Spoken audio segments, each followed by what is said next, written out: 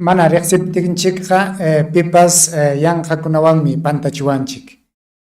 Chaynam kay karu llaqtakunamantapas chay chiqnikusqanrayku munasqankuta niwarqanchik hinaspa ñuqanchik ñataq upajina iñirqanchik ari chaynachik wakchakunalla imaynaya kachkanku awriki paykunaqa mana simatapas mikunkuchu riki paykunaqa chay allqukunapa mikunantas mikuchkanku chay qupakuna kasqanmantas mikuyta maskaspanku mikullanku chaynatam qayna watakuna chay karu llaqtamanta chay Venezuela sutiyuq llaqta hatun suyumanta chay Venezuela hatun sutiyuq llaqtamanta hamutinku llakikuywan ñuqanchikqa qawarqanchik hinas mana musyakunchikchu chay karu llaqtamanta chay Venezuela llaqtamanta hamuqkunaqa hatun karay runakuna allin rikchayniyuq wirasapa runakuna chaynachu kanman chay yarqaywan hapisqa runakunapa rikchaynin manam riki paykunaqa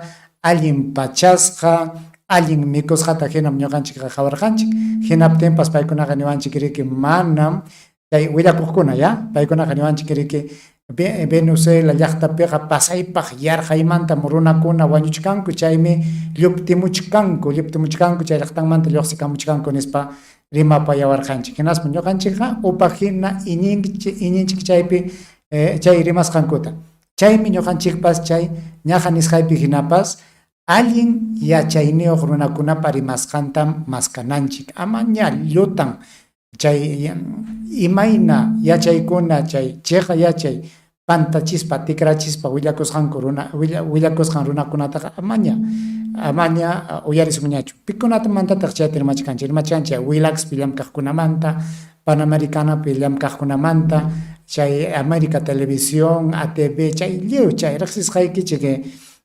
qhawanakuna sapa puncha qhawasqaykichik chaykunataqa amaña qhawaychikñachu chaykunaqa llumpaytan pantachiwanchik hinasa paykunaqa kay wawqinchik Pedro Castillo wichayllamanta willawanchik hinaspa mana imamantapas chay llaqtapa kaqninmantaqa manam imatapas rimapayawanchikchu mana imatapas willawanchikchu willawaspanchikqa chay pantachispa muyuchispa llapi imatapas willachiwanchik kunan qhawaykunkichik kay kikin Venezuela umalliq runapa siminmanta kikin chay Venezuela hatun suyupa qullananpa siminmanta uyarinkichik imayna kay llaqta kasqanta amaña chay hukkunapa rimasqantaqa chay Mario Vargas Llosa Keiko Fujimori hinaspa chay Avanza País chay Purki chaykunapa rimasqantaqa amaña uyarichikchu paykunaqa manam chayqatachu rimanku manam kaqninpichu imatapas rimanku paykunaqa chiqnikunkum riki chiqnikunku kay llaqta amachaq qullanakunata paykunaqa kaykuna yaykurquspankuqa llapa imanchiktam qhichurqwasunchik ari mana ya llaqtapa llapa imanta qhichunqachu qhichunqaqa riki kay sapa watan kay llaqtata wakchayachistin apuyasqanku runakunatachik qhichuspapas qhichunmanku mana chayqa kanqachu manam kanqachu chay nisqankuqa chaynaqa amaña llumpaytaqa latatayasqañachu qamkuna ya qawaykuychik uyarichik kay kikin Maduro runapa rimasqanta hinaspa qamutaychik amaña chay yanqakunawan qamkunapas rimaychikchu qamkunawan rimatignik ari waknam kachkan pasaypaq ñakakuypaqmi chay llaqtaqa kakuchkan pipa huchanpi Maduropa huchanpi nispa paytaña huchachaykunchik manam yachanchikchu chayqataqa imayna chay llaqta kasqantaqa ñuqanchikqa llaqta runa hina kaspaqa mana ya qawanchikchu chaypi imayna kasqankutaqa yachanchikqa willakuspalla chaymi ñawichana qatipana imayna kasqankuta riki chaynaqa huk qarim tapupayachkan hinaspa Maduroñataqmi kutichikun chayta uyarispaykichin qamkunapas hamutaychikña chayqachu chay rimasqanku llullachu chay llaqtapa chay willakuqkunapa rimasqan qawaykuychik hinaspa chayman hinaña qamkunapas rimapayankichik wakin runa masinchikkunata uyarikuychik. Buenas noches, señor presidente. Un placer estar con usted aquí. Muchas gracias por recibirnos. Gracias también por concedernos esta entrevista. Esta entrevista que se está transformando ya en lo que podríamos llamar un clásico, ¿verdad? Si fuera el fútbol. Estos encuentros nuestros como el Real Madrid-Barcelona, por ejemplo, ¿verdad? Son encuentros de fin de año que nos están permitiendo estos últimos años. Esta es la cuarta vez que lo hacemos, es la sexta vez que en realidad tenemos un intercambio de fin de año y que van a permitir, por una parte, digamos, en nuestra conversación, que usted haga un balance sobre el año que se termina y por otra parte también que trace perspectivas para el año que empieza, este año 2022. Correcto. Esta entrevista va a estar estructurada en torno a tres temas: la política interior, la economía y la política internacional. Y quisiera terminar con una última pregunta sobre un tema mucho mayor que usted descubrirá cuando se la haga. Empezamos por la política interior. En Venezuela ha habido, como en otros países, el año 2021 se ha caracterizado por la presencia de la COVID, la pandemia. Ha seguido siendo importante, igual que en el año 2020, el segundo año de COVID. Pero en este momento, estas últimas semanas, está llegando una especie de tsunami, anuncian la propia OMS, de la variante Omicron, que estamos viéndolo en Europa en este momento. En Francia 200.000 casos había hace unos días por día. Y la pregunta es, ¿cómo Venezuela está enfrentando esta amenaza Omicron? ¿El método que usted puso a punto para combatir la COVID será eficaz contra el Omicron? Y por últimamente, ¿puede usted darnos una idea de cómo va la vacunación, el estado de la vacunación en Venezuela? Bueno, en primer lugar quiero agradecerte este ciclo de conversaciones que siempre tenemos para hacer el balance, la evaluación de los años, que iniciamos en el año 2016, recuerdo, diciembre. Y bueno, quien quiera observar la evolución, quien quiera evaluar los pronósticos y la realidad y los resultados, ahí lo tiene. 2016, 17, 18, 19, 20 y ahora 21, con rumbo al 22. Muy interesante, de verdad, estas conversaciones para poder evaluarlo todo. Envío un saludo a todos los seguidores de tus entrevistas, tus artículos y a todo el que en el mundo nos pueda ver y oír. Ahora, esta presencia de la variante Omicron lo que le dice al mundo es que el virus no ha terminado, de que el virus llegó para quedarse hasta nuevo aviso y que no es verdad los pronósticos de que estamos cerca del final del virus, que es necesario combinar las medidas preventivas de bioseguridad sanitaria, la vacunación masiva, con la investigación científica en búsqueda de soluciones y tratamientos para este coronavirus que, bueno, ha tenido tantas variantes. Esta variante Omicron tiene decenas de mutaciones, lo cual la hace más contagiosa. Hasta ahora los estudios que se han hecho en el mundo, esta variante no es más letal, pero sí, al ser más contagiosa, se dan los fenómenos que estamos viendo en España, Italia, Alemania, Francia, los Estados Unidos, de miles de casos. En Estados Unidos hubo en estos días 250.000 casos en un solo día. En España llegaron a 1.400 casos por cada 100.000 habitantes. 1.400 casos por cada 100.000 habitantes. 100.000 casos por día. Nosotros hemos hecho un gran esfuerzo, con mucha disciplina, con mucho liderazgo de la revolución, del sistema de salud público que tenemos, con mucho liderazgo de los médicos, de las médicas, de las enfermeras, de los enfermeros, de todo lo que llamamos la misión barrio adentro, 100% salud, con mucho liderazgo del gobierno bolivariano, de estar presente orientando al pueblo. El elemento clave en la prevención es la conciencia, es la educación de la gente. Si la gente está motivada, si la gente está alerta, bien informada, la gente se cuida. Si de verdad se le dan buenas razones de manera permanente a la gente para cuidarse, el resultado es que la gente tiende a tomar sus medidas de bioseguridad y a no descuidarlas. Nosotros hemos tenido un método desde el año 2020 y este año prácticamente todo el año, que lo levantamos prácticamente en el mes de noviembre, que es el método 7+7. Y nos permitió, bueno, cabalgar el tiempo de este año 2021. Este año llegaron aquí las variantes brasileras, las dos variantes brasileras. Llegó la variante Delta, más letal. Todas vinieron y entraron por Colombia y por Brasil. Y ahora acabamos de detectar la variante Omicron. Y nosotros hemos mantenido en relación con el mundo, sobre todo lo que llaman el mundo desarrollado, Estados Unidos, Europa y todos esos países, en relación con los números de contagio y de fallecimiento y los porcentajes que ellos tienen, Venezuela ha tenido un control ejemplar sobre la pandemia. Lo hemos mantenido con el método 7+7 y cuando ya nosotros empezamos a avanzar en la vacunación, ya llevamos el 40% de la población vacunada, reiniciamos clases presenciales y además permitimos la flexibilización con medidas de bioseguridad, pero flexibilización total. Así ha funcionado el país en el mes de noviembre, el mes de diciembre, que ha sido una cosa espectacular, de gente en las calles, en las plazas públicas, bulevares, parques, fiestas.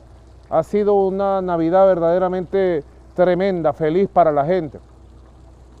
Y fíjate, a pesar del gran movimiento de la gente, tú puedes observar que nuestro pueblo se cuida de verdad.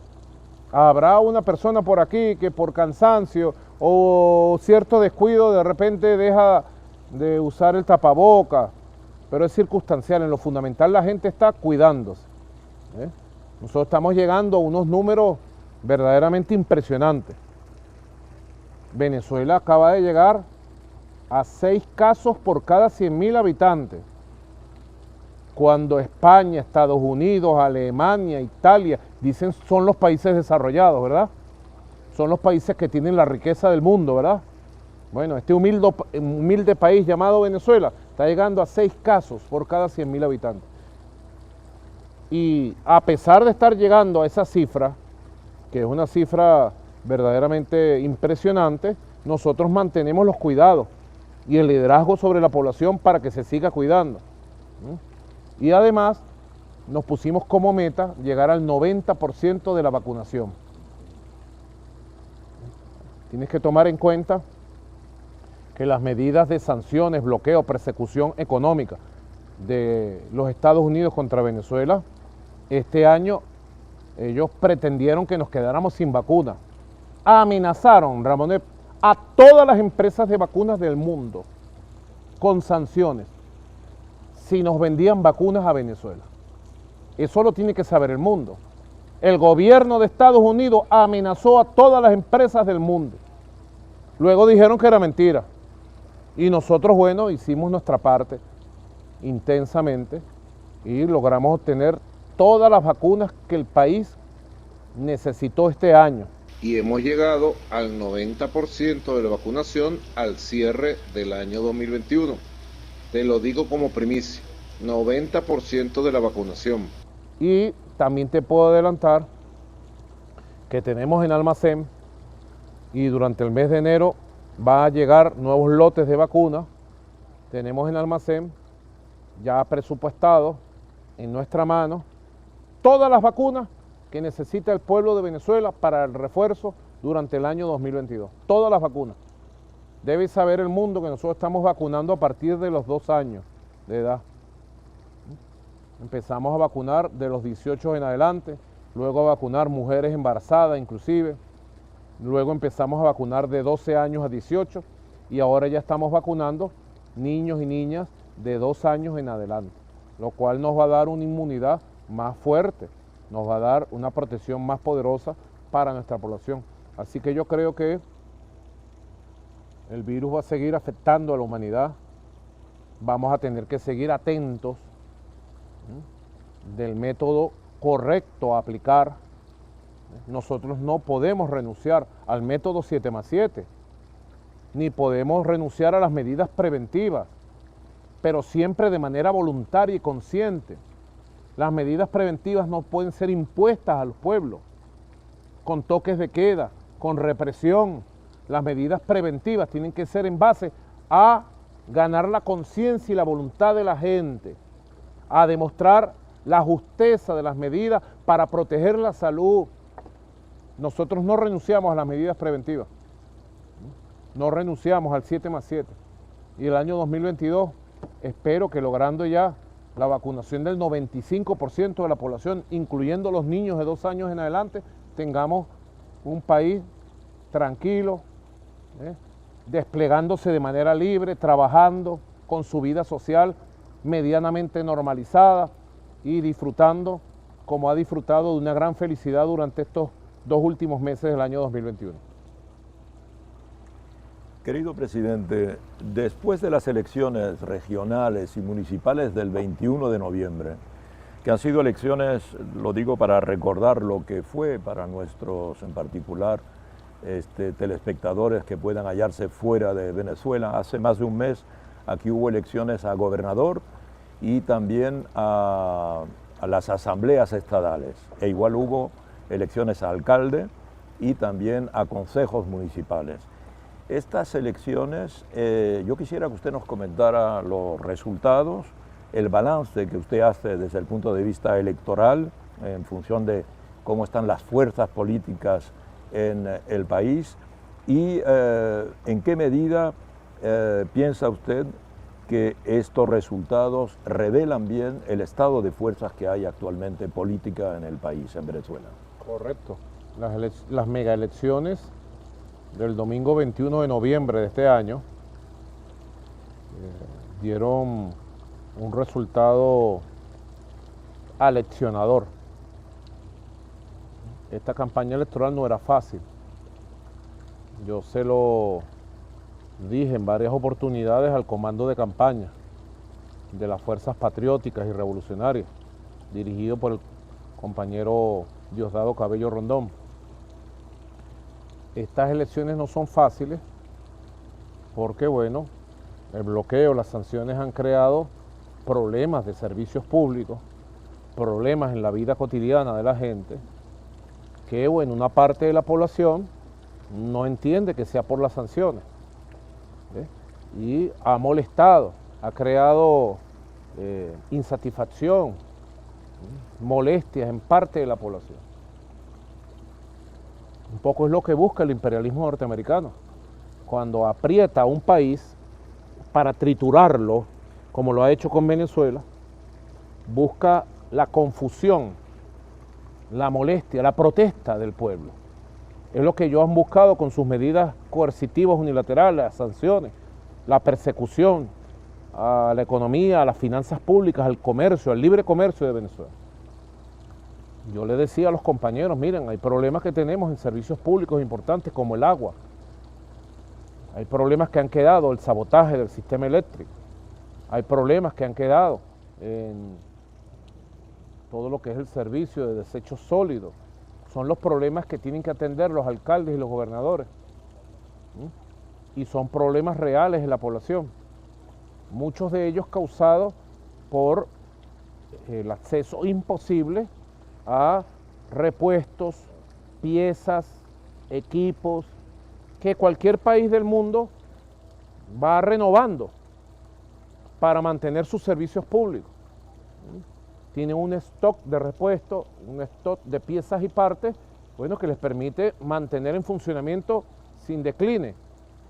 Nosotros llegó un momento en que, bueno, perseguidos mundialmente, si íbamos a comprar los repuestos de una bomba de agua, la gran mayoría, el 90% del agua en Venezuela, hay que subirla de los ríos, de los afluentes para las ciudades que están en situación más elevada. Si tú vas a comprar un motor, vas a comprar una bomba de agua de determinada magnitud o repuestos, la OFAC, el gobierno de Estados Unidos, persigue a Venezuela para que no pueda adquirirlo. Ahora, explicarle eso a la población, se le explica que hay una parte de la población que lo entiende perfectamente, lo entiende y de manera estoica, heroica, sigue apoyando la revolución con conciencia, pero hay otra parte de la población que se ha despolitizado y sencillamente, bueno, protesta, se molesta, culpa al gobierno, a la revolución, y muchas veces culpan a los líderes regionales y locales. No era fácil esta elección. Y todo esto te lo digo porque teníamos conciencia de eso. Nosotros fuimos a un proceso de primarias para elegir con el voto popular nuestros candidatos y candidatas. Las primarias fueran buenas, buena participación popular, pero después de la primaria, Ramonet, quedaron heridas en las regiones, en los estados, en los municipios. Muchas veces quedaron divididos en dos grupos, 2 toletes, 3 toletes, en el estado tal, en el estado tal, en el municipio tal, en la ciudad tal. Y entonces, si se lanzaba Ramonet y Maduro para ser gobernador del estado tal y ganaba Ramonet, Maduro entonces se llevaba a su gente y no votaba por Ramonet. Y eso permitió que en algunos municipios, en algunos estados, bueno, hubiera sido una batalla tan dura como fue, y ganamos a pesar de eso. Y permitió que en algunos municipios y algunos estados, en este caso 3 estados de la República, de las 23 gobernaciones, la oposición ganó 3 gobernaciones, en 3 estados de la República, y de las 335 alcaldías, la oposición ganó 108. En muchas de estas alcaldías y estas gobernaciones se explica la pérdida producto de las divisiones, de las intrigas y de los enfrentamientos entre grupos. Esto hay que decirlo, primera vez que yo lo digo, Ramonet, en esta conversación. Las primarias dejaron heridas insalvables en la mayoría de los estados y municipios del país, que fueron trabajadas de distintas maneras por sectores de la derecha, de la oposición, y que nos puso la batalla más dura. Pero a pesar de estas circunstancias, las circunstancias objetivas difíciles, producto de las sanciones, y las circunstancias subjetivas difíciles, producto de las divisiones que quedaron de las primarias, tuvimos una gran victoria, Ramonet. Ganamos el 65% de las alcaldías y consejos municipales del país. Ganamos el 80% de las gobernaciones del país. Con liderazgo propio, liderazgo renovado, liderazgo con raíz profunda en el pueblo. Nuestro liderazgo es de verdad, Ramonet. Esos líderes que tenemos en las calles, en las comunidades, en los barrios, en las parroquias, en los municipios y en los estados, son líderes de verdad, verdad. Hemos construido un sistema de liderazgo y un sistema de fuerza verdaderamente impresionante que hace posible esta tremenda victoria. Yo diría, seguramente esta entrevista la va a ver muchos líderes y dirigentes de la izquierda, de los llamados movimientos progresistas, revolucionarios. Yo diría, después de toda la guerra que le han hecho a Venezuela, ¿cómo es que las fuerzas bolivarianas y chavistas obtienen esta tremenda victoria? En Venezuela hemos hecho 29 elecciones en 22 años y esta es la victoria número 27. Hay que tomar nota, es la victoria número 27. Nosotros somos, como siempre digo, como esta madera, somos de verdad, somos de verdad, somos de verdad. Tenemos un liderazgo, damos la cara al pueblo, estamos con la gente, en las buenas y en las malas. Somos capaces de renovar nuestro discurso, nuestro programa político. Somos capaces de renovarnos espiritualmente, somos capaces de renovar nuestra sonrisa y mirar a los ojos a la gente.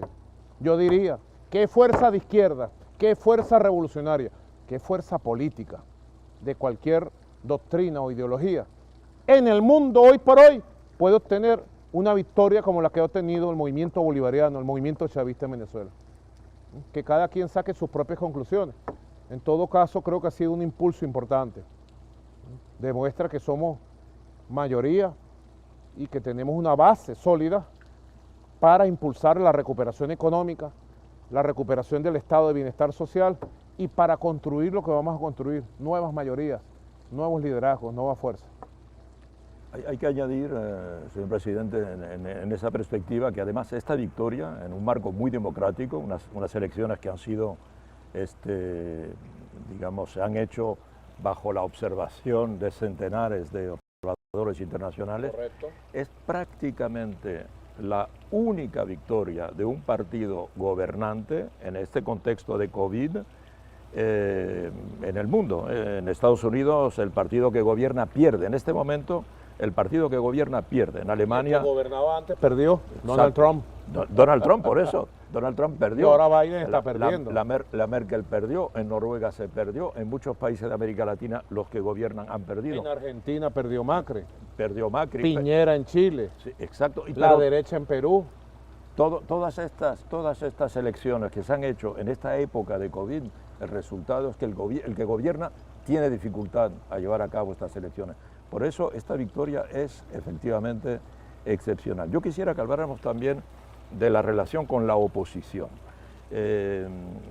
Ustedes mantenían un diálogo con la oposición en México, un diálogo que estaba mediado con la mediación de Noruega, pero ese diálogo, esa mesa de diálogo se interrumpió, en particular después de la detención y extradición de Alex Saab, que tenía un estatuto diplomático, y su extradición a Estados Unidos. Quería preguntarle, señor presidente, ¿en base a qué condiciones piensa usted reanudar el diálogo con la oposición más radical en México? Es importante tener presente, Ramonet, que yo he llamado al diálogo durante estos más de 8 años, casi 9 años que tengo como presidente, en más de 1000 ocasiones. En todas las circunstancias he llamado al diálogo político, con todas las oposiciones, al diálogo, al debate, al entendimiento, porque soy un hombre de diálogo y de paz. Creo en el diálogo, en el entendimiento, en el debate, y creo en la búsqueda de consensos. Y cada vez que ha habido diálogo, hemos encontrado el camino del consenso y de la paz. Estoy en contra de la violencia política total que la oposición ha traído a Venezuela durante varios años, en varias oportunidades. La Guarimba 2014, la Guarimba 2017. Estoy en contra de los llamados que ellos han hecho a invadir Venezuela, al ejército de los gringos, al ejército imperial de Estados Unidos que invadiera Venezuela durante los años 2019, 2020. Y en esta oportunidad, luego de varios esfuerzos, con el Reino de Noruega, con Rusia, con el Reino de los Países Bajos, entre otros, con México, logramos establecer un puente de entendimiento con la oposición extremista, con la oposición que está fuera de la Constitución, la oposición guaidocista, la oposición trumpista, lo que dejó Trump, esa oposición fuera de la Constitución, nosotros la buscamos. Quiere decir que a México llegamos luego de muchos encuentros privados, pendulares, secretos, semisecretos. Mientras esa oposición guaidocista andaba con sus discursos altisonantes, pegando gritos y diciendo tonterías, estaban reunidos con nosotros en secreto. Y se logró consensuar un acuerdo firmado, un memorándum, donde ellos, la oposición guaidocista, por primera vez reconoce la legitimidad constitucional del gobierno que presido. Eso se habló mucho y de manera expresa, y nosotros lo pusimos como condición. o ustedes reconocen y firman el reconocimiento del gobierno constitucional o no hay diálogo con ustedes. Y ellos dijeron, lo firmamos. Y lo firmaron. Los diálogos iban muy bien, puedo decir. Estábamos entrando ya en Honduras, en profundidad, de los grandes temas de la reinstitucionalización de Venezuela, de la economía, de las sanciones criminales, de todo, pues, de la vida del país. Y una vez más, cuando ya entrábamos en grandes temas y había preacuerdo en los grandes temas y íbamos a dar buenas noticias y grandes para el país, una vez más, el gobierno de los Estados Unidos, el Departamento de Estado, hace una acción que ellos sabían de antemano iba a provocar la ruptura de los diálogos. ¿Piensa que es un sabotaje? Yo pienso que sí, expresamente, no me queda duda de que fue un sabotaje del gobierno de los Estados Unidos contra los diálogos en México. Expreso, porque esto lo hablamos con el gobierno de Estados Unidos. La propia oposición, su coordinador Gerardo Blay, lo habló en Washington con el Departamento de Estado. Y le dieron garantías a él y nos dieron garantías a nosotros que no iban a llevarse a Alex Saab, nuestro diplomático, para que los diálogos siguieran fructíferos. Y Alex Saab, como nosotros lo habíamos incorporado, bueno, comenzara a participar a través de videoconferencias en los diálogos. Ahora Estados Unidos le metió un golpe, una puñalada por la espalda a los diálogos de México. ¿Por qué lo hizo? ¿Por qué? ¿Por qué lo hicieron? De verdad, hay que preguntarse. Que cada quien se pregunte por qué los Estados Unidos sabotean un diálogo que es fructífero para el país, que le va a dar resultados a Venezuela y que va a consolidar la paz y la institucionalidad de la democracia nuestra. ¿Ah? Secuestraron a Alex Saab, se lo llevaron sin aviso y sin protesta, y ahora Alex Saab está secuestrado en una cárcel de la Florida. Lo tienen secuestrado allá y acusándolo de 1000 elementos falsos, y él está allá y sigue siendo Alex Saab representante ante la mesa de diálogo de México. Tendría que haber grandes cambios en el asunto que tiene que ver con el secuestro de Alex Saab para que nosotros volviéramos a México. Veremos qué sucede en enero, en febrero, esperemos, con buena expectativa, los meses que están por venir. Señor presidente, vamos a hablar de economía ahora y vamos a hablar de economía y quería decirle algo que están diciendo todos los analistas que fueron tan críticos con la situación económica de Venezuela hace unos años, y hoy día todos los observadores constatan que a pesar del bloqueo de Estados Unidos o de la Unión Europea, a pesar de las medidas coercitivas unilaterales, en Venezuela se está produciendo una mejoría bien visible de la situación económica.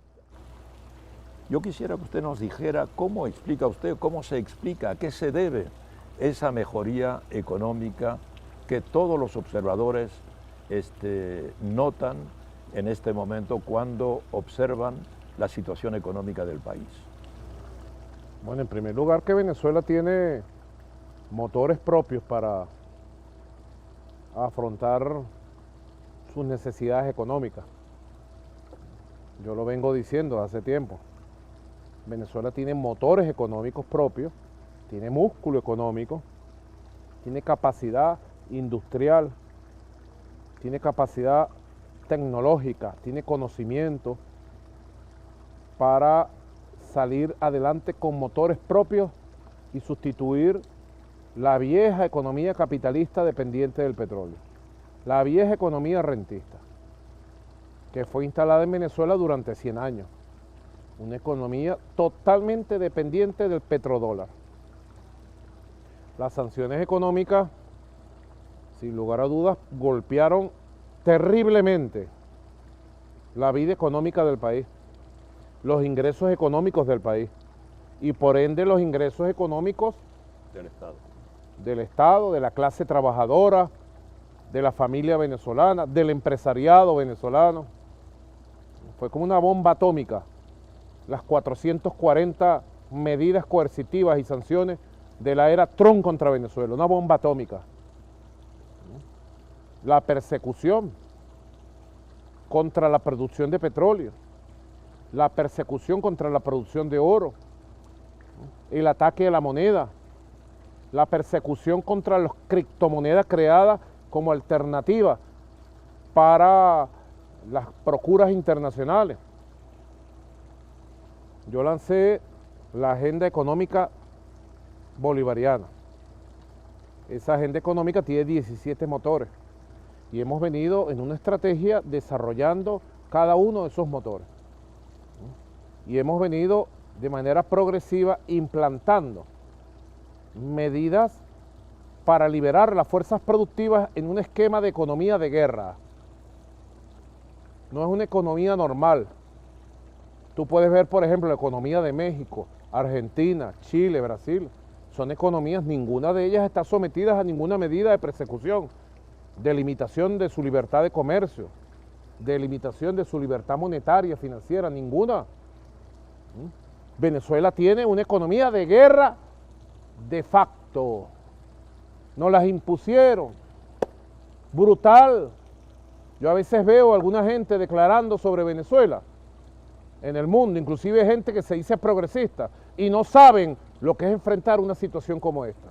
Los quisiera ver por un ojito a algunos de esos líderes que se llaman progresistas, hablando tosudeces sobre Venezuela, cuando no saben lo que hemos sufrido y cómo del sufrimiento hemos pasado a la resistencia y ahora al crecimiento. Hemos tomado un conjunto de medidas. Aquí tengo un documento económico del balance que estoy preparando para presentar ante la Asamblea Nacional en enero.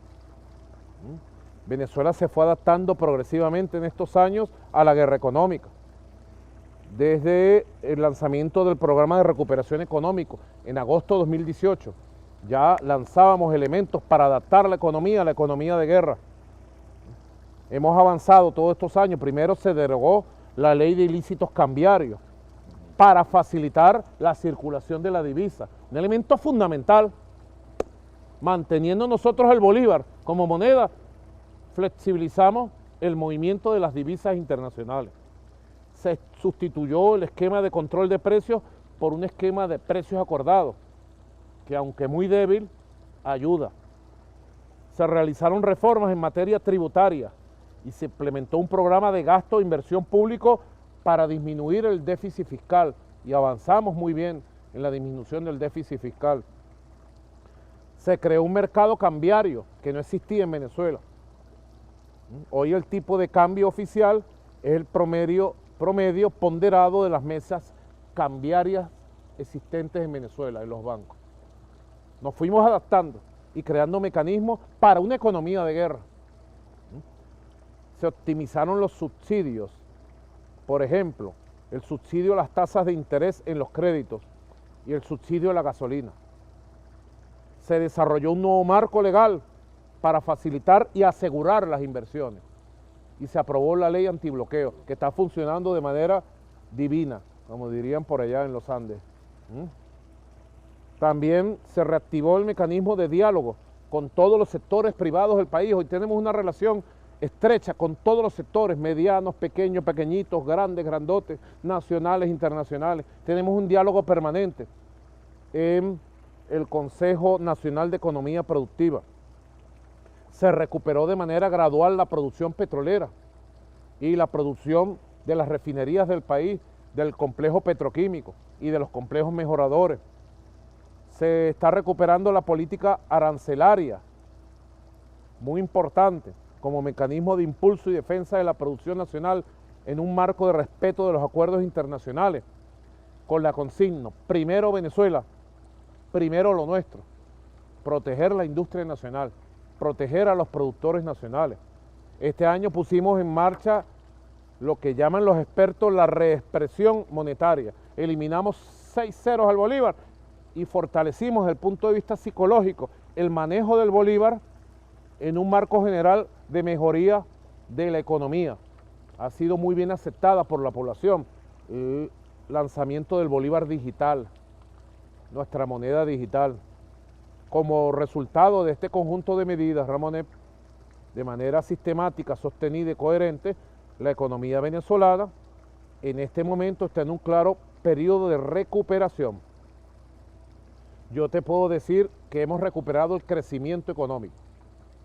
Y el segundo semestre del año 2021 estamos teniendo un crecimiento económico de 7.5%. Quiere decir que la economía con motor propio, con fuerza propia, la economía real ha tomado el camino del crecimiento económico. Es una gran noticia.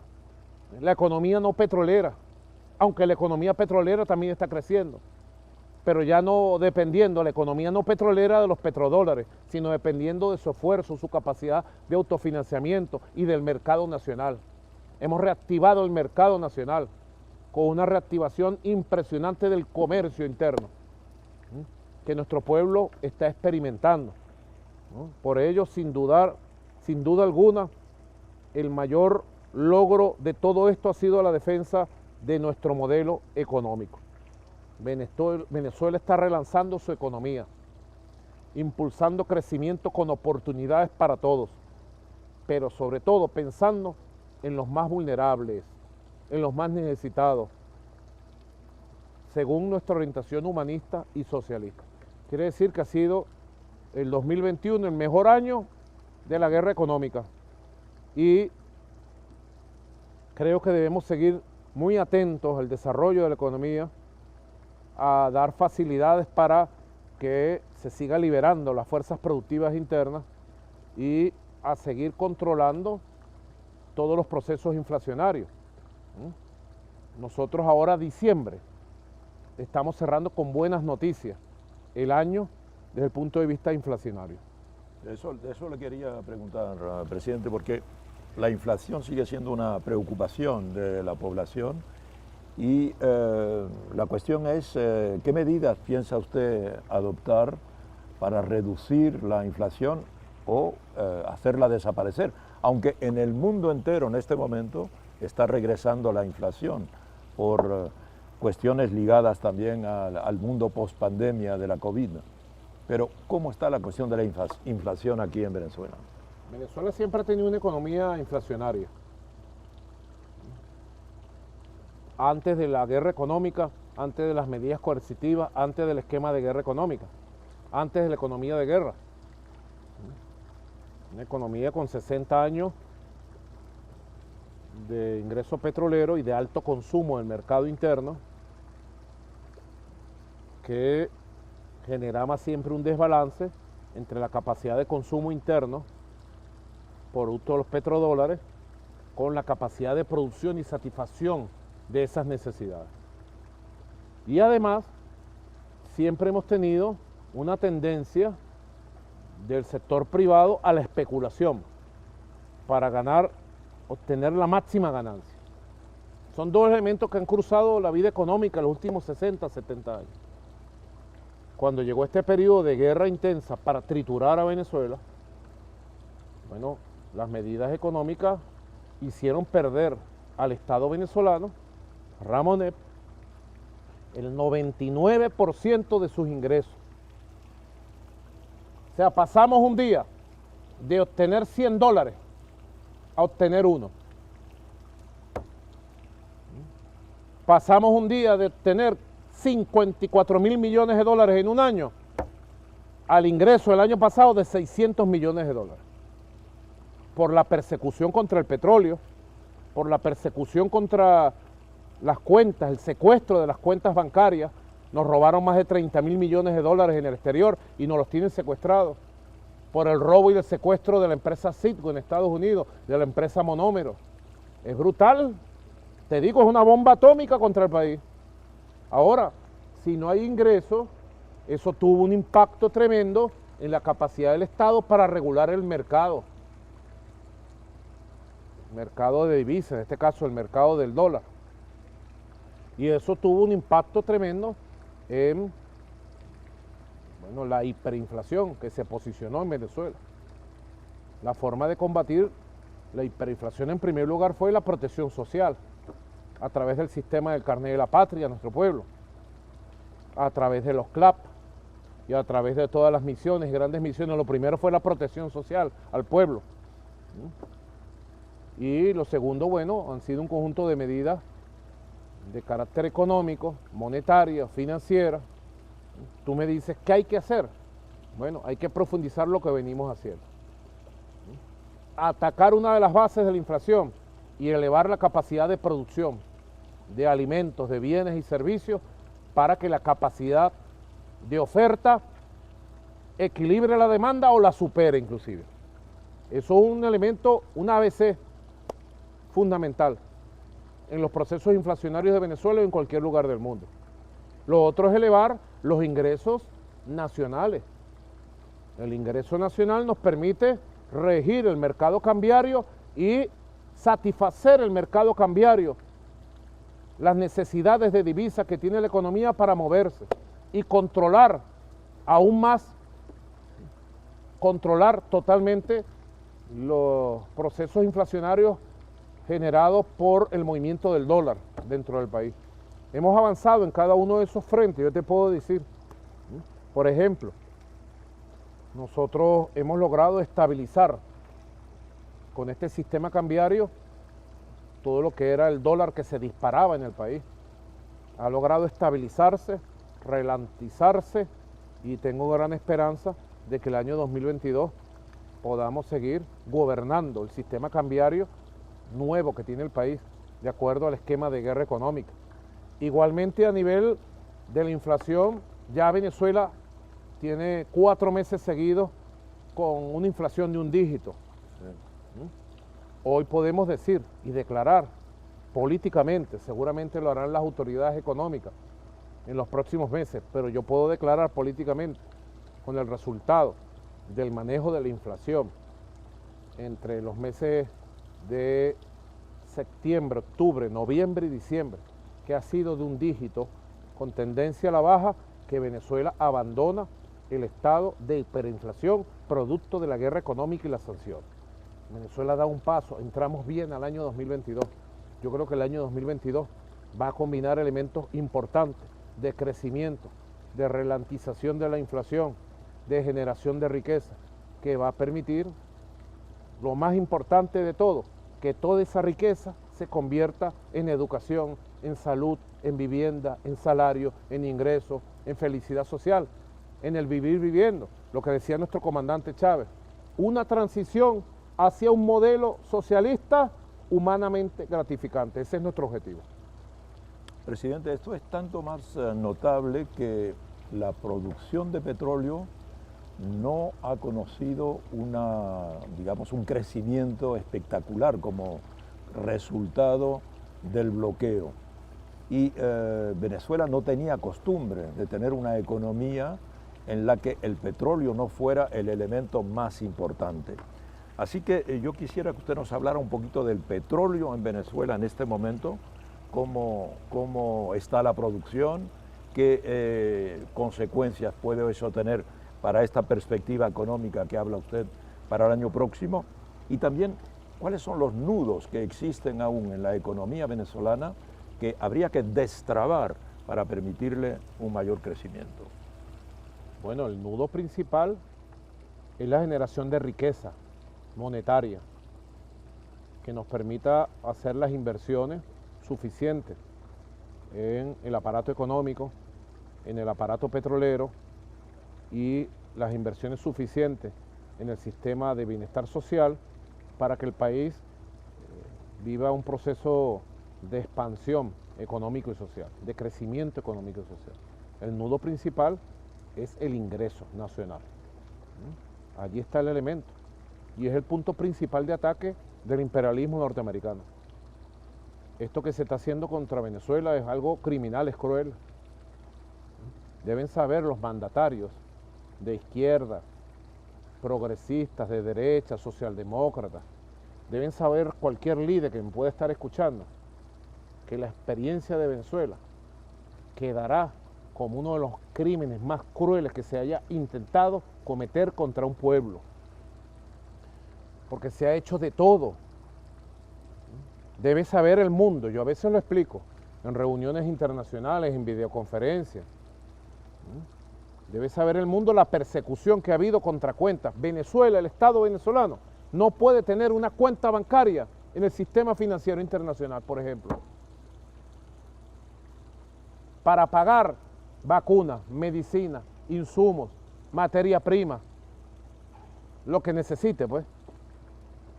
Venezuela no tiene derecho a importar los repuestos, la maquinaria que necesita su industria petrolera, su refinería, su petroquímica, su industria en general. Venezuela no tiene derecho. Se le ha pretendido negar la libertad de comercio para sus productos naturales, sus productos fundamentales. Y se persigue empresas, cuentas bancarias, personas, barcos que pretendan venir a llevarse los productos de Venezuela y venderlos al mundo, se les persigue. Por eso yo he dicho, fiel y convencido como estoy, del camino para construir una economía no petrolera, productiva, generadora de riquezas, que satisfaga las necesidades del pueblo. Fiel y convencido como estoy en ese camino que dejó el proyecto del comandante Hugo Chávez. Ante estas condiciones extremas que nos ha tocado vivir y nos toca vivir, yo veo esas condiciones extremas como una oportunidad para avanzar en ese camino.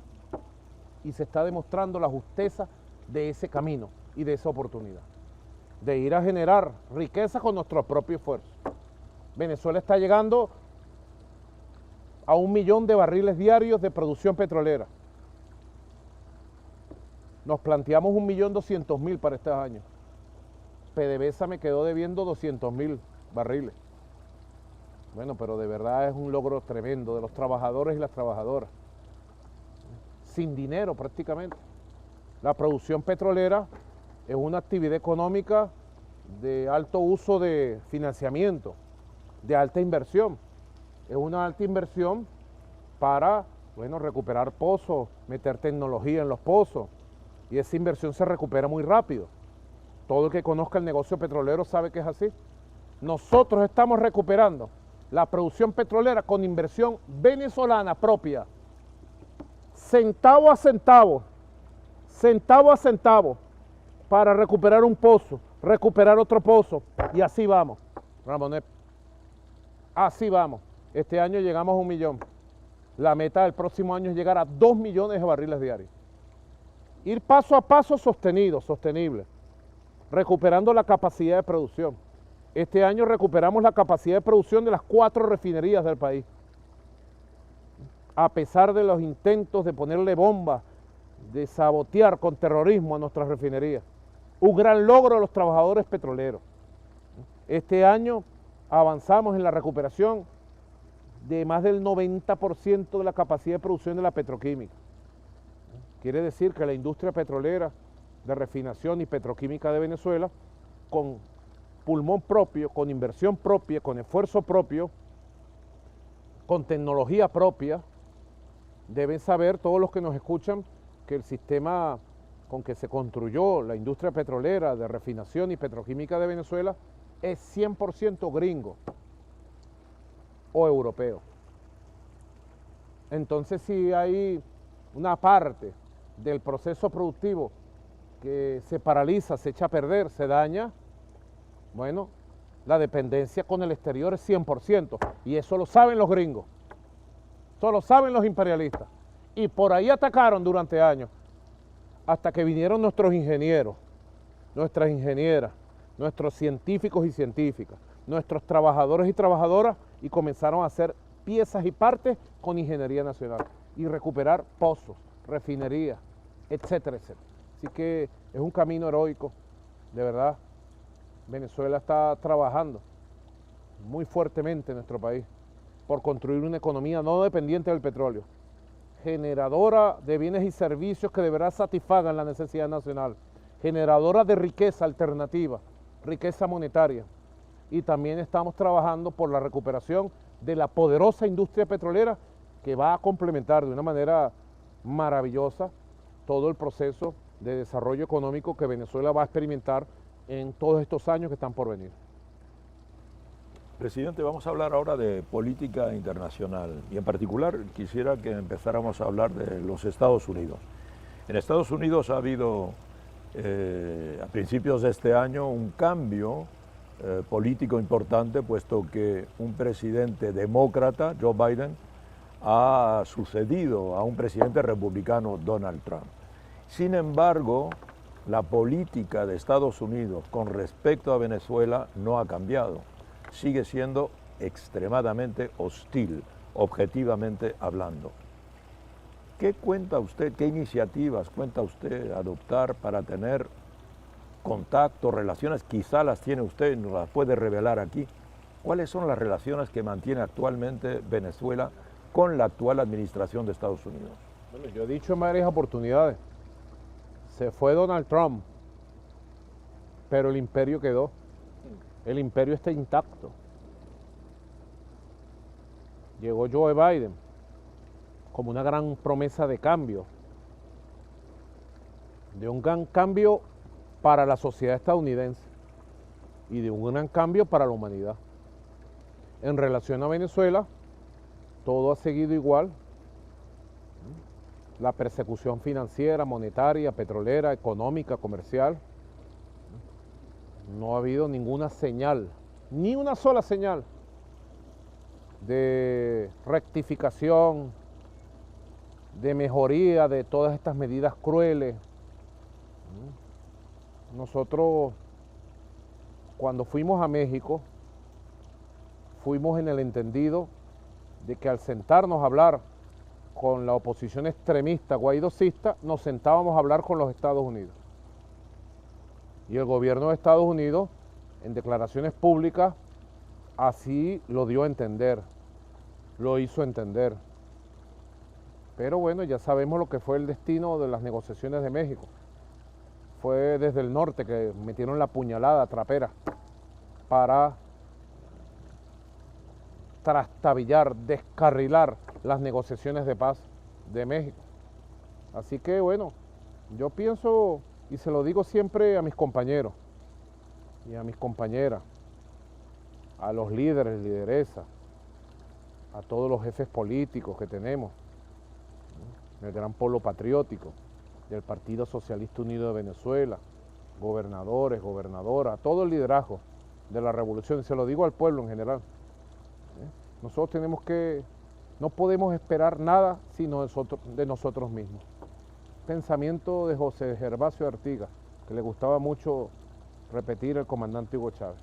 No esperemos nada sino de nosotros mismos. Plantémonos en nuestra verdad, en nuestra razón, en nuestro proyecto bolivariano y avancemos. Allá el imperialismo, allá ellos con sus acusaciones, con sus persecuciones. Acá nosotros, con nuestro trabajo, con nuestro diario batallar, con nuestra verdad y con nuestros logros, con nuestros avances. Ojalá, quién sabe cuándo y con quién, se abran las posibilidades de un diálogo directo, valiente, sincero y de entendimiento con el gobierno de Estados Unidos. Ojalá, ojalá fuera con el gobierno de Joe Biden. Ojalá. Si se da, muy bien. Y si no se da, seguimos nuestro bregar, nuestro batallar. Este es nuestro camino. Caminar con pies propios, pensar con cabeza propia, como diría Ho Chi Minh. Señor presidente, usted hablaba antes de los activos venezolanos en el exterior. En particular, usted citó a Citgo, esta empresa petrolera que se encuentra en Estados Unidos. Usted citó a Monómeros, que se encuentra en Colombia. Y también está la cuestión de las reservas de oro depositadas en el Reino Unido.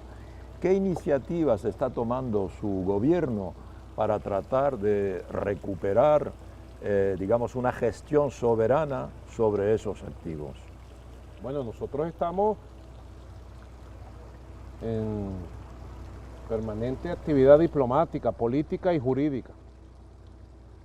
Llevamos un juicio en Londres para la recuperación de las reservas de oro del Banco Central de Venezuela. Allí se han aportado suficientes pruebas de las autoridades legítimas, reconocidas nacional y mundialmente por el sistema de Naciones Unidas, las autoridades legítimas del Banco Central de Venezuela, del Gobierno Nacional Constitucional de Venezuela. Si fueran juicios ajustados a la verdad real, a la verdad jurídica y a la justicia, a Venezuela se le debería regresar el oro que le pertenece al Banco Central de Venezuela y que es parte de las reservas y activos de Venezuela. En el caso de la empresa Citgo en los Estados Unidos, deben saber, la empresa Citgo es una empresa que tiene 6 refinerías en Estados Unidos, más de 7.000 estaciones de gasolina. Es una empresa que daba importantes aportes al cierre de todos los años y que nosotros administramos de manera transparente y pulcra. Y todos los aportes que daba venían a Venezuela a convertirse en inversión económica, en vivienda, en educación, en salud, en alimentos. Allí están las cuentas claritas de todo el ingreso que se generaba en Citgo. Además, en Citgo funcionó, no sé si funciona todavía, algo que es una fundación para la ayuda humanitaria de niños y niñas, que fue desmantelada totalmente. Y comenzaron a utilizar sus recursos para actividades ilícitas, para actividades personales, familiares, del grupo de bandidos de la ultraderecha que le ha puesto sus garras a Citgo. Bueno, también nosotros seguiremos procurando por la vía judicial legal, aunque en Estados Unidos no hay posibilidades de garantías de un proceso justo para que el gobierno y el Estado venezolano recupere Citgo, no lo hay. Es la justicia imperial, se impone en ellos y punto, y tienen secuestrado Citgo, su propiedad, sus activos, sus cuentas bancarias.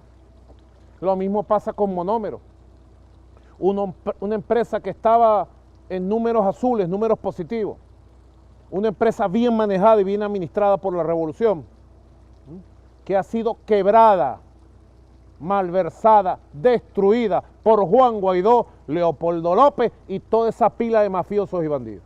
Esa es la verdad. En esto hay una lucha política, diplomática, en esto también hay una lucha jurídica que debemos dar, porque prevalezcan los derechos del país, pero también es una lucha moral. Esta gente ha demostrado la catadura, la podredumbre moral en que se mueven. Le pusieron como aves de rapiña sus garras a estas empresas, a estos activos, y ¿qué han hecho? Robárselos, repartírselos como un botín. Y ni hablar, Ramonet, de los 1.600 millones de dólares que el gobierno de Estados Unidos hace más de un año dijo que le había dado a la oposición guaidocista. Luego callaron, el tema le echaron tierrita, pero son 1.600 millones de dólares de los contribuyentes estadounidenses. Algún día surgirán juristas, gente de bien que busque la verdad, de dónde sacaron el dinero. 1.600 millones de dólares, mucho dinero para un país. ¿A quién se lo entregaron y cómo malversaron ese dinero?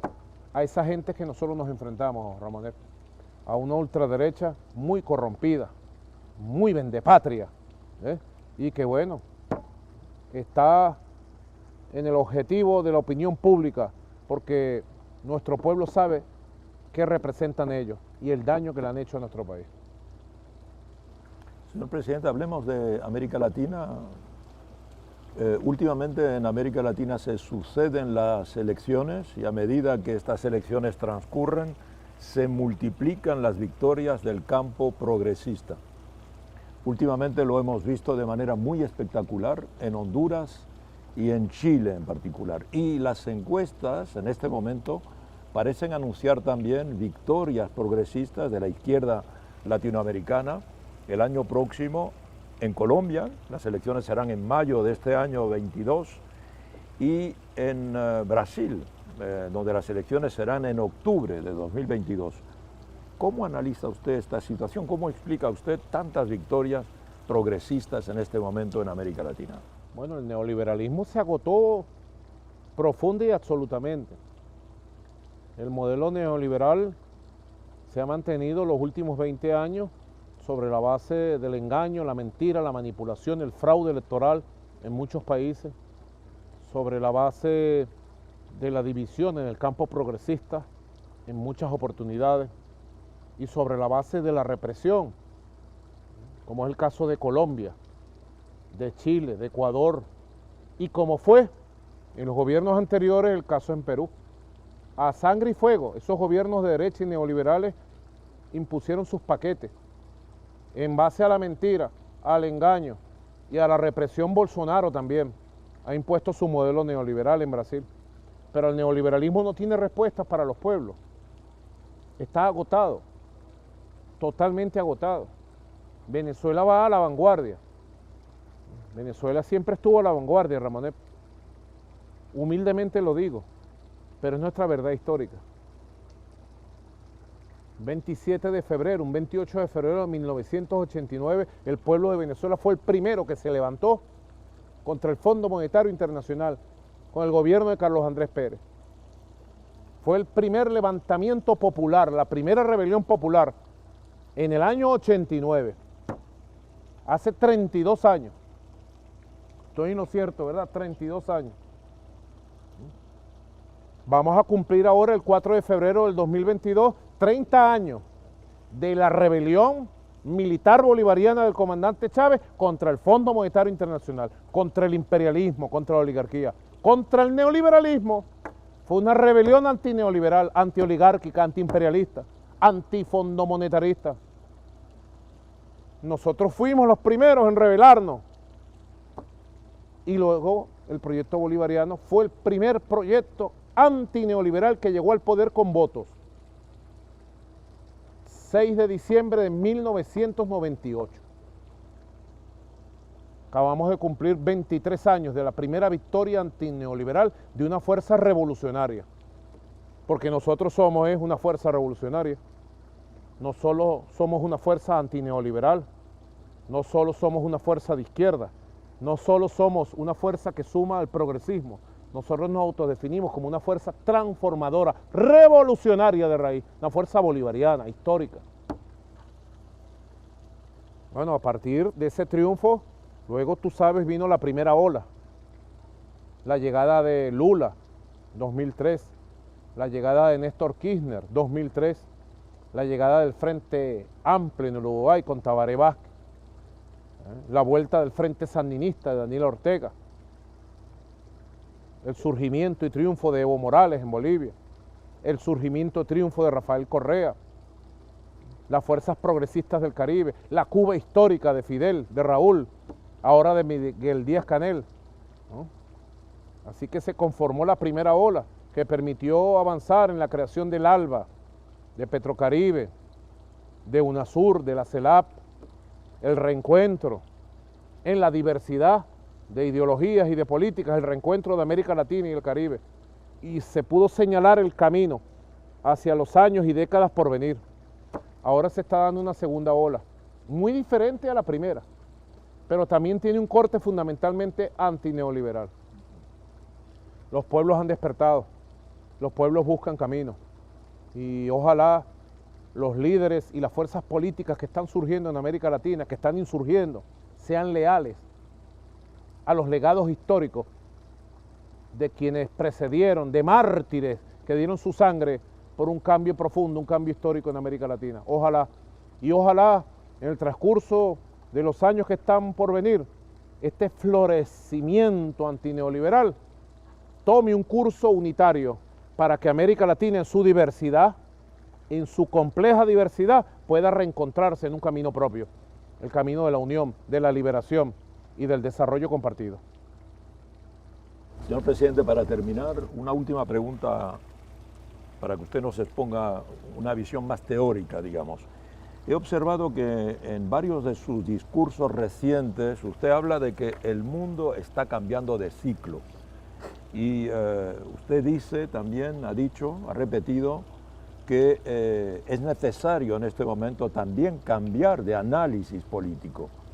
Yo quisiera que usted nos expusiera cómo ve usted este cambio de ciclo que se está proponiendo, que se está produciendo en el mundo y qué análisis político hay que adaptar a este cambio de ciclo. Es un aporte que estamos haciendo desde Venezuela para que los sectores intelectuales, pensantes, de la cultura y los sectores políticos llevemos un debate esclarecedor sobre qué época histórica estamos viviendo. ¿Es igual la época histórica del año 2000 al año 2010? ¿Del año 2010 al año 2020 a la que nosotros estamos empezando a ver? Nosotros notamos cambios sustanciales que ameritan su comprensión y ameritan una transformación en el hacer de la política, sobre todo de los sectores revolucionarios, progresistas, de izquierda, los sectores transformadores del mundo. Hace 30 años cayó la Unión Soviética, se desintegró y unos pocos entendieron las oportunidades que había para nuevos proyectos. Muchos terminaron desde la izquierda quebrados moralmente, intelectualmente. Terminaron muchos en la derecha, en la frustración, en el pesimismo. Y siempre la frustración y el pesimismo es el prólogo para la negación de los objetivos y las políticas transformadoras. Pocos resistieron en el mundo. Bueno, fue después de la caída de la Unión Soviética que en Venezuela surgió el proyecto bolivariano, el liderazgo de Chávez, el proyecto nacional Simón Bolívar de nuestras raíces. Y hicimos modestamente nuestros aportes a los nuevos paradigmas de los movimientos revolucionarios del mundo.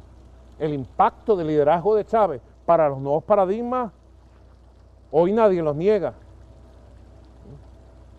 Si no estuviéramos en el centro de la campaña que el imperialismo promueve y financia en todos los países del mundo contra Venezuela, la revolución bolivariana, antes contra Chávez, ahora contra mí, en todas las televisoras, radios, prensa, redes sociales de España, Italia, Portugal, Argentina, México, Brasil, Chile, Colombia, donde usted la vea, ahí hay una campaña contra Venezuela. Por algo será. Si fuéramos indefensos, nosotros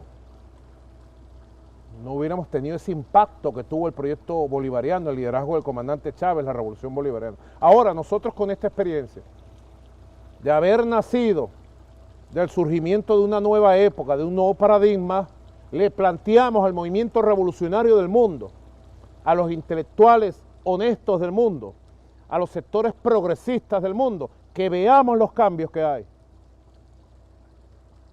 que los identifiquemos muy bien.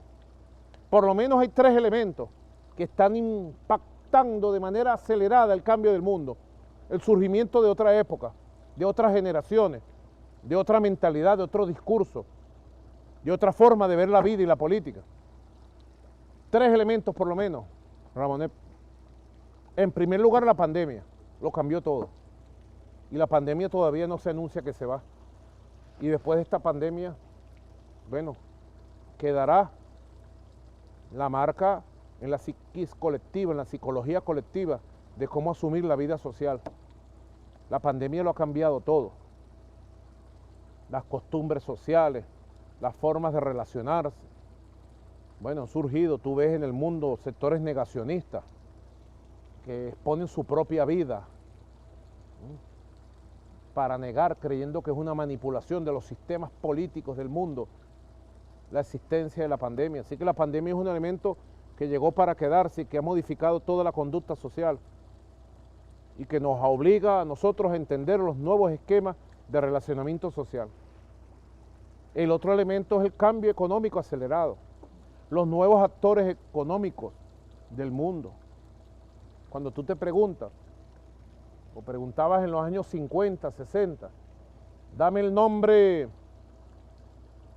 de el magnate del mundo, la gente te decía Rockefeller. ¿Y qué era Rockefeller? Petróleo, industria. Cuando hoy te preguntan cuáles son los magnates del mundo, ¿ah? Elon Musk, cohetes espaciales, tecnología. Zuckerberg, ¿ah? El dueño de Facebook, Instagram, WhatsApp, comunicación. Datos, Dueño del mundo, datos. dueño del mundo, el Zuckerberg. Le llaman el capitalismo digital. El capitalismo digital. O Bill Gates, que ya lo van desplazando a Bill Gates, pero Bill Gates significa internet, tecnología, computación, teléfonos inteligentes, Microsoft. la economía y las relaciones que se desprenden de la nueva economía está marcando un cambio acelerado en la forma de ser, en la conciencia y en el funcionamiento de la circulación de la riqueza a nivel mundial. Ponerle el ojo a eso. Desde Venezuela pedimos ayuda a todos los investigadores, a todos los especialistas en estos temas, para entenderlos más y para poder adaptar nuestra visión y nuestra acción a la nueva época que ha surgido ya. Y un tercer elemento, el cual tú insistes mucho, Ramonet, es el carácter dominante de las redes sociales en las relaciones sociales, culturales, humanas de la actual humanidad. Sobre eso hay muchos teóricos. Yo he escuchado varias conferencias que tú has dado sobre cómo las redes sociales desplazaron a los medios de comunicación tradicionales y cómo las redes sociales han creado una realidad virtual muy poderosa y atrapan al individuo como tal, a diferencia de los antiguos medios de comunicación social que generaban grandes matrices de carácter colectiva social. El carácter dominante de las redes sociales, solo de por sí, ha cambiado el mundo que tenemos. Ya no es posible hacer política sin las redes sociales. Ya no es posible hacer marketing sin las redes sociales. Tú no puedes vender, si tú quisieras vender una marca de lentes como este, bueno, y te fueras a promocionarlo en la radio, en la prensa, no venderías ni uno. Pero si lo promocionas en TikTok, en Instagram, te los arrancan de las manos. Es otra vida, es otro mundo. Por eso yo digo, hemos entrado en una nueva época. Y desde la Revolución Bolivariana, así lo asumimos. Lo estamos estudiando para nosotros adecuarnos, renovarnos, hacer los cambios que tengamos que hacer y que las fuerzas de cambio revolucionarias, progresistas, estemos a la vanguardia de la nueva época y de los nuevos tiempos que vienen. Muchas gracias, señor presidente. Apasionante en particular la reflexión teórica sobre este mundo nuevo que se instala. Muchas gracias, solo me queda felicitarle por el nuevo año, felicitarlo a usted, a todo el pueblo venezolano en particular, y darle cita el año próximo para nuestro clásico de 1923. Gracias, Bueno. presidente. Ay, ay, ay,